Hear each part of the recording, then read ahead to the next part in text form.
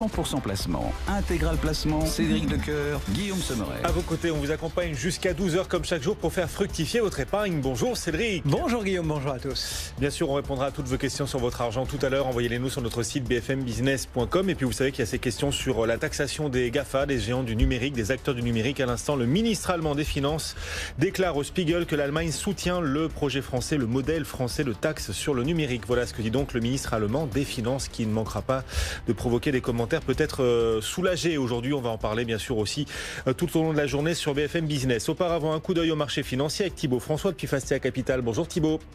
Bonjour Guillaume. On entame la semaine plutôt prudent, moins 0,2% à la bourse de Paris. Oui, on a commencé, on a ouvert en hausse tout à l'heure, on était un petit peu optimiste, ça se passait plutôt pas mal sur les marchés financiers. Effectivement, ça s'est totalement retourné depuis une demi-heure. Le marché est repassé en baisse, un petit peu en dessous des 5100 points. Marché qui l'actualité ce matin, c'est vraiment l'euro-dollar qui est passé en dessous des 1,13. Donc l'euro attaqué, alors sûrement par la situation italienne avec le durcissement du ton entre l'Italie et l'Europe, mais c'est vrai que c'est un point assez important. On avait rebondi plusieurs fois sur les 1,13 sur l'euro-dollar. Il n'y a pas grand-chose avant 1,08 après, donc il faudra surveiller la monnaie européenne dans les prochaines semaines. Et l'autre actualité de ce matin, c'est vraiment le pétrole aussi, le pétrole qui rebondit fort avec le commentaire de l'Arabie Saoudite et la baisse de sa production. Le Brent remonte au-dessus des $71. On l'a vu attaquer depuis plusieurs semaines avec une baisse de pratiquement 20% sur le Brent. Et donc là, ce matin, c'est le rebond du Brent et notamment les valeurs qui sont liées au pétrole, avec Total en tête qui gagne un peu plus d'1% et qui tient le CAC 40 malgré les moins 0,18 aujourd'hui sur l'indice parisien. Rebond des cours du pétrole après 10 séances d'affilée de repli, la pire série depuis 1984. Aujourd'hui donc rebond puisque l'Arabie Saoudite compte finalement réduire sa production pour soutenir justement les cours. Ça fait monter ces valeurs qui pèsent lourd dans le CAC 40, c'est vrai, et donc ça fait du bien, ça soutient un peu l'indice. Total notamment qui gagne plus d'1%, Technip FMC qui fait encore un peu mieux en tête de l'indice aujourd'hui, Technip FMC plus 2,7%. Il n'empêche, le CAC recule de 0,17%. Il faut dire qu'on va encore avoir pas mal de publications cette semaine. Ça va encore être intéressant à scruter, à surveiller, Thibaut. Oui, tout à fait. Il y a beaucoup de publications cette semaine, comme la semaine dernière, mais on voit bien que le marché ne réagit pas beaucoup aux publications ces derniers temps, qu'elles soient bonnes ou mauvaises. Généralement, il réagit plutôt de façon virulente.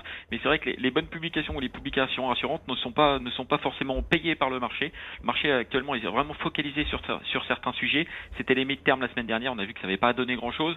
Maintenant, on est focus sur l'Italie, on est focus sur le Brexit, et pour l'instant, le marché ne se détache pas de ces prévisions à très court terme d'un point de vue macroéconomique. On a du mal à passer les quelques jours, quelques semaines de focus sur l'Italie par exemple, pour aller se projeter un petit peu plus loin sur le moyen terme. Donc c'est pour ça que le marché est sous pression. Donc effectivement, beaucoup de publications cette semaine. On l'a vu la semaine dernière, les publications étaient plutôt rassurantes.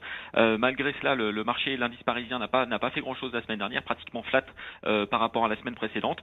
Cette semaine, on peut noter des publications extrêmement intéressantes. On a Vivendi qui va publier son chiffre d'affaires et ses résultats sur le troisième trimestre.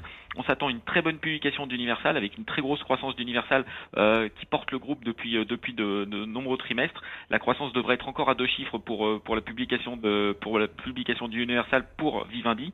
On attend aussi une ouverture du capital de Universal, ce qui pourrait apporter un peu plus de 10 milliards de cash pour Vivendi et donc de relancer le programme de rachat d'actions. En tout cas, le groupe Bolloré est acheteur autour de 21 € sur le groupe Vivendi, ce qui constitue un plancher sur le dossier depuis de nombreux mois.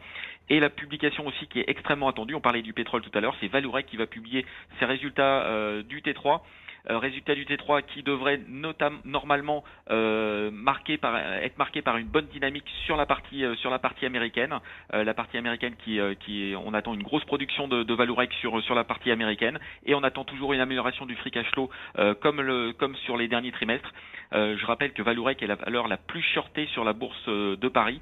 Donc attention au rachat de short, ça pourrait être encore extrêmement volatile sur le dossier Vallourec lors de la publication. Quelques-unes des valeurs que vous allez surveiller, donc des publications très nombreuses à venir encore cette semaine. Dernière grosse semaine d'annonces trimestrielles de la part des entreprises. Vivendi, vous le disiez, Vallourec à regarder de près. Ce matin, on a déjà la publication d'Euronext et l'avis du marché, il est plutôt favorable après cette publication. Le titre progresse un peu ?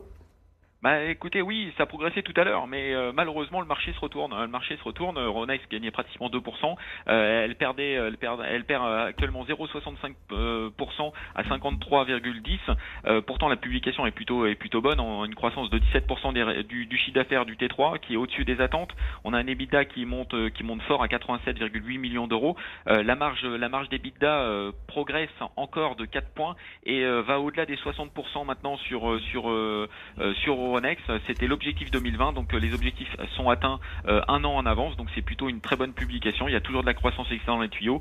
Malgré tout, le marché ne se focalise pas actuellement sur les entreprises et se focalise davantage sur la partie macroéconomique. Ce titre qui s'est retourné à la baisse, moins 0,65 Euronext qui dit par ailleurs se préparer à un éventuel Brexit sans accord. Nous sommes prêts en cas de Brexit sans accord, hard Brexit éventuel, nous dit la direction d'Euronext. Merci beaucoup Thibaut d'avoir été en direct avec nous. Thibaut François depuis Fastea Capital. Cédric.